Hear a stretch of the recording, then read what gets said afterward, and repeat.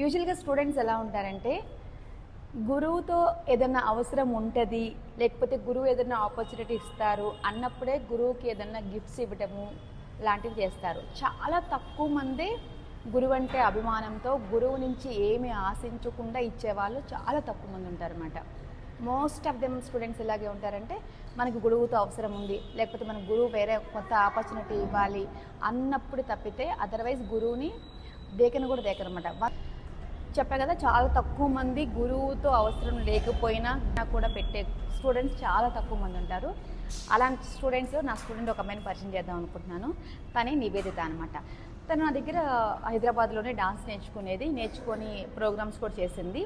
తర్వాత తన జాబ్ రీత్యా తను కెనడా వెళ్ళిపోయింది అనమాట. కెనడా వెళ్ళిపోయి కెనడాలో కూడా ఆన్లైన్ కంటిన్యూ చేసి కెనడాలో కూడా పర్ఫార్మెన్స్లు ఇచ్చింది అనమాట. తర్వాత తన లెగ్ నార్మల్గా స్ప్రెయిన్ అయితే తను హాస్పిటల్కి వెళ్ళింది. హాస్పిటల్కి వెళ్ళాక తెలిసింది ఏంటంటే తను ఇంకెప్పుడు డాన్స్ చేయకూడదు అన్నారనమాట.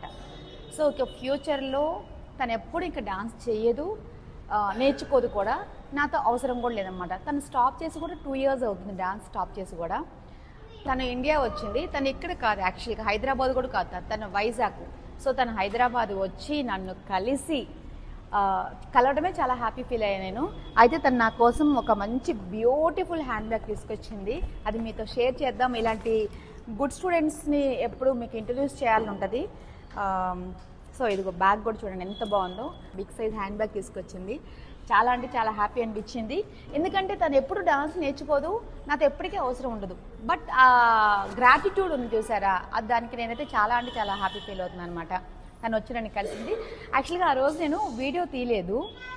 తన క్లాస్కి వచ్చిన రోజు తను వచ్చిన ఇదిలోనే మర్చిపోయా అసలు వీడియో తీసి చేద్దామన్న థాట్ కానీ ఆలోచన కూడా లేదన్నమాట. మాట్లాడితే ఎలా ఉన్నాను, లెగ్ ఎలా ఉంది, ఇవి మాట్లాడుతూ తన సగం మర్చిపోయాను వీడియో తీయడం. అందుకే నేను ఇప్పుడు వీడియో చేస్తున్నాను. తన ఫొటోస్ మీకు పెడతాను చూడండి, ఫొటోస్ కూడా.